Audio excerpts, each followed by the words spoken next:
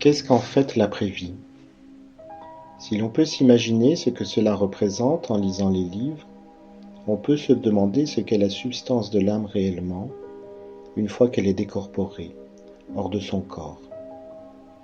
Pour bien comprendre la différence qu'il y a et en même temps l'unité qu'il y a dans la vie physique et la vie de l'au-delà, la vie invisible, la vie de l'âme, il faut comprendre ces délimitations qui cloisonnent les différents plans. Ces délimitations ne sont pas véritablement importantes au sens occulte. Cependant, ce qu'il faut comprendre, c'est que ces voiles, en fait, car il s'agit plutôt de voiles, la substance n'est pas plus épaisse, ces voiles sont des conditionnements. Quand l'entité descend dans la matière, elle va nécessairement passer à travers ce voile. Exactement comme vous passeriez à travers le rideau d'une chute d'eau, même si vous alliez simplement à l'intérieur de la grotte qui se trouve derrière ce rideau d'eau, et si cette grotte est sèche, vous arriveriez quand même mouillé.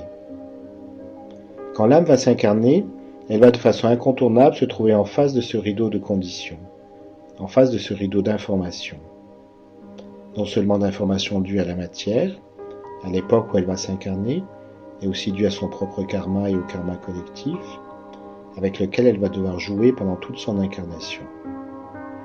Et toutes ces informations s'accolent par l'exercice d'un magnétisme qui provient directement de l'atome central de l'âme. Il faut considérer l'âme comme un petit soleil ou un petit atome qui a une très forte attraction magnétique pour pouvoir s'incarner. Puiser les informations, puiser le conditionnement qui lui est nécessaire et aussi pour pouvoir disposer d'une mémoire. Il ne peut pas y avoir d'incarnation s'il n'y a pas la possibilité de mémoriser.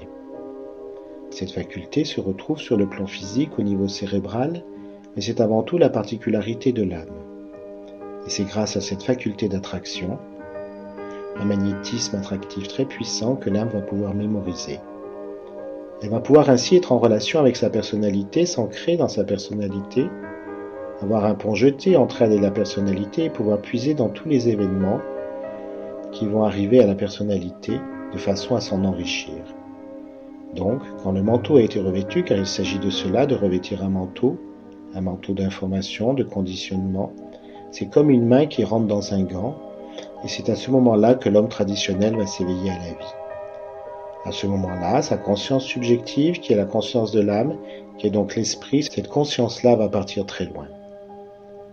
Non pas dans l'espace, non pas dans le temps, non pas même dans la capacité d'être conscient, mais un peu comme deux planètes s'étant trop rapprochées sont obligées, pour ne pas se détruire ensuite, de se séparer et créer deux pôles. Dans le jeu des forces de ces deux pôles, une troisième vie a lieu, que l'on va appeler ensuite la personnalité. Autrement dit, il y a l'âme dans son domaine, avec sa puissance magnétique, avec son pont jeté jusqu'à la matière. Il y a au bout la matière, avec tout le code génétique, tout le code du karma individuel et du karma collectif. Ce conditionnement est complètement inconscient, c'est-à-dire qu'il peut exister sans qu'il y ait forcément la prise de possession d'une âme. C'est quelque chose qui est vide, qui est comme une coque, et c'est ce qui va engendrer la vie, le rapprochement des deux, puis l'éloignement des deux, qui va engendrer ce que l'on appelle la personnalité. La personnalité est à traiter comme une psychologie en fait, puisque comme la somme des données génétiques et des données karmiques. Lorsque cette troisième personne est née, que l'on appelle la personnalité, elle va traiter les informations de cette matière, et venant de cette âme, elle va essayer d'y voir clair dans le jeu. C'est elle qui ensuite va poser des questions et réclamer des réponses. Quand on parle d'incarnation, on parle de chute de l'âme dans la matière. Il est vrai que l'on peut admettre ce concept.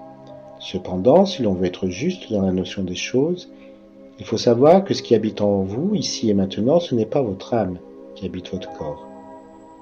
Ce qui est dans votre corps est un réseau d'énergie en provenance de votre âme, d'où la difficulté pour vous-même d'être si centré, d'être aligné, d'être toujours aussi spirituel que vous le voudriez, d'être toujours positif comme vous le voudriez, de voir la vie comme vous savez que les saints arrivent à voir la vie.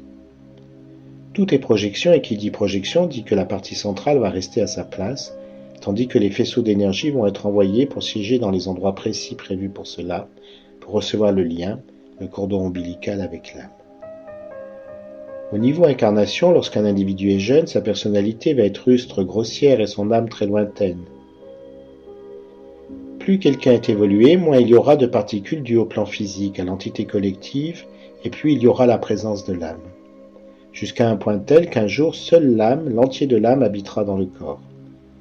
Et ce moment-là, tout en étant un moment le plus fort dans l'incarnation et dans l'évolution, est en même temps le plus terrible et le plus douloureux. Non pas parce qu'il y aura encore une épreuve initiatique ou parce qu'il y aurait véritablement une douleur de l'âme à être dans sa matière, mais tout simplement, au moment où l'âme est la plus incarnée, au moment où l'âme est la plus proche de la matière, elle doit aussi s'en séparer. Pour comprendre ce que je viens d'être dit, il faut pouvoir soupçonner, intuitionner que dans sa vie substantielle, l'âme, si l'on peut la considérer comme divine, comme spirituelle, comme étant pur esprit, l'âme est cependant dépourvue de moyens d'action, de moyens de réflexion. Pas réflexion au sens de la pensée qui réfléchit, de réflexion au sens de miroir qui reflète. C'est comme si en étant pur esprit, en étant à l'origine des choses, l'âme n'avait pas le pouvoir d'identification vis-à-vis d'elle-même. Non pas le pouvoir d'identification par rapport au cosmos, mais surtout vis-à-vis d'elle-même.